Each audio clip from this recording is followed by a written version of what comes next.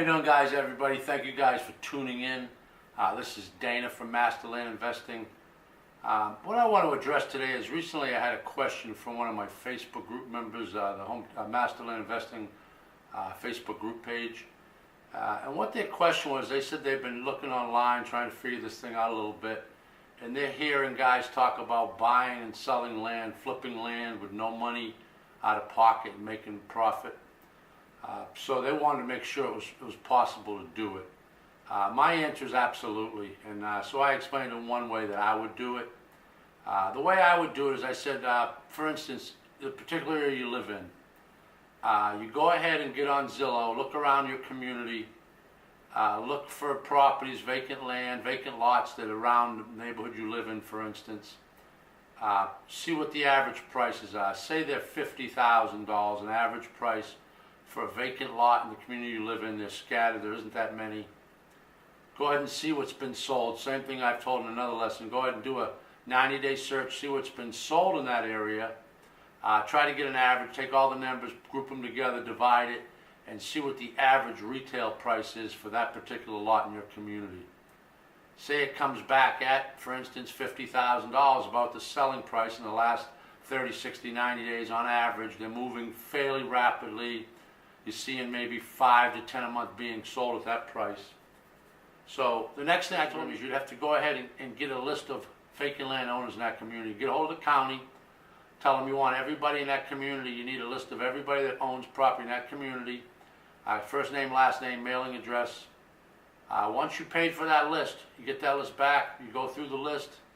Because it probably wouldn't be a big community, you can handwrite these cover letters, one-page cover letter, and use what I would use as my perfect vacant land purchase agreement, which includes their name, your name, purchase price you're willing to pay. Typically on something like that, a $50,000 lot, to give a good faith binder, I'd say put a $500 deposit down. On that contract, it's going to have a feasibility period time, which is feasibility study. I usually put 90 days, and I put 90 days in a closing date. On it before the date they sign it, you have 90 days to close. You have 90 days to get out with a feasibility study. For any reason you decide you don't want the property, you send them release a contract, you're out of the contract. Along with that, my perfect vacant land purchase agreement has what they call a fully assignable clause in there, which states that I could assign that contract to anybody I'd like. They can go ahead and take the property from me and go ahead and go to closing and purchase the property. The only thing is I'm not released from the contract. And what that means is I'm liable for the deposit. If the deal goes south and I haven't sent them release, I've passed on the property, flipped it to somebody else, and they don't close on the property, then I have to pay them the $500. But typically that doesn't happen, because if you're going to go ahead and sell it to a builder or somebody else, so now you go ahead and solicit that particular area that you're trying to target. Now you're not really invested. This is just a one-off scenario how you would do that, because that was the question. So you go ahead and send out all the mails to these people. You know the market price is $50,000. You're going to send it out between $12,000 and $15,000, maybe $20,000. Your offer price, 90-day close, fully assignable contract with a 90-day feasibility study. And like I preached before in many other lessons, it's all a numbers game. The more you do, the more you get. If you send out enough in that community, you're probably going to get 1 or 2 responses of people interested in selling. So say, for instance, one comes back. If you do enough mailers, you'll get one. Comes back, they're willing to accept it at $20,000. So now they've signed a legally binding contract, and typically by the time you get it back, sometimes they kick the tires from it. It might have 70, 75 days, 70 days, 60 days left on that contract.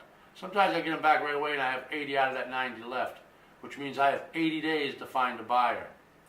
So what I was explaining, once you have that contract in hand, which is legally binding, the day you receive it in the mail, you get in the horn, and you call every realtor in the community, you call every builder in the community, you try to get the phone numbers for every neighbor in that community that lives near or beside or across the street from that property. You get a hold of every real estate investment group in that area. You go ahead and run an ad in the paper. You go ahead and advertise it locally in Zillow. And you advertise it and get creative and let them know you got to get, you have a property, you have to sell it quick, you need the money. You know it's a crazy price, it's a low price, but you're motivated, you got to sell it within 60 days, first come, first serve. So you go ahead and let everybody know you're going to sell this $50,000 retail property that's selling all day at 50. you're going to sell it at 45 grand or maybe 40 grand. So now if you sold it at 40 and you bought it at 20, you got $20,000 wiggle room. So you start shopping it around and you find a buyer. Now that buyer's going to come in and say he's wanting to take it, he'll take it at $40,000. It's worth 50. It's a great deal to a builder, great deal to a wholesaler, great deal to somebody who wants to buy a property and they like to buy just under retail. It's the best deal on the market. What you do is you go ahead and assign that contract to them. It's fully assignable. So basically what you're doing is setting up a meeting, typically face to face. They give you a check for the difference between what you're buying the property for on contract, which would be, I think I said $20,000 the person accepted, that within 90 days you got to give them $20,000 at the closing table. You haven't even done a title search because that's not, you don't have to worry about that. Typically, you know the deal should be pretty clean. You went on the property site, you looked at they were the owner, the person you're talking to or think you're talking to is the person on the deed or the husband and wife. They both signed the contract because you had names, you had lists for both names on there. Now you go ahead and have a face-to-face meeting with a particular buyer. You hand him the contract and he gives you a check, a cashier's check, always a cashier's check, not a regular check because that can go bad. Either cash or cashier's check for the difference between the agreed purchase price on the vacant land purchase agreement and the amount you're going to charge him. So if it's $40,000 he's going to buy that property for, he's going to give you a cashier's check or cash for $20,000. And he needs to go to that table within whatever's left on that timeline and that contract to close and bring $20,000 in closing costs to that closing. So that's a great way to make money. I explained that to a friend not too long ago either, and I think it was so easy in his mind. I don't think he heard me. He said, listen, you know, that's unbelievable. And I think at the end of the conversation, I don't think he even believed it. But I've done it many times, and it's just another way to be creative. It's thinking outside the box. You don't have to be a real estate agent. You're actually brokering a deal. All you're doing is finding property at a discount and then assigning that contract, just handing that contract basically over to the next person. They take it to the closing table. So that's the answer. That's what I told this particular person on my Facebook group. It can be done. It's done every day. It goes back to being creative. You got to be a creative investor. Always think outside the box. Like I've said in earlier lessons, you're a problem solver. This particular person was motivated to get rid of the property. They didn't want to wait for the 50 grand. They didn't want to pay commissions. They didn't want to pay closing costs. They just wanted some cash. They have other intentions for the money. So you were able to strike the deal because you sent out enough mailers to get some response and a positive response. So that's your answer. That's the lesson. I hope you guys enjoyed it. Hit the like button if you liked it. Share it if you feel it's worth sharing. Obviously, I always say this. Go ahead and subscribe if you haven't subscribed already. Thank you guys for tuning in. Go out and inspire somebody today. Don't be greedy. Try to be generous. It'll all come back to you. It comes tenfold usually. So once again, thank you guys for tuning in. Look forward to seeing you soon. Thanks. Have a good day. Bye-bye.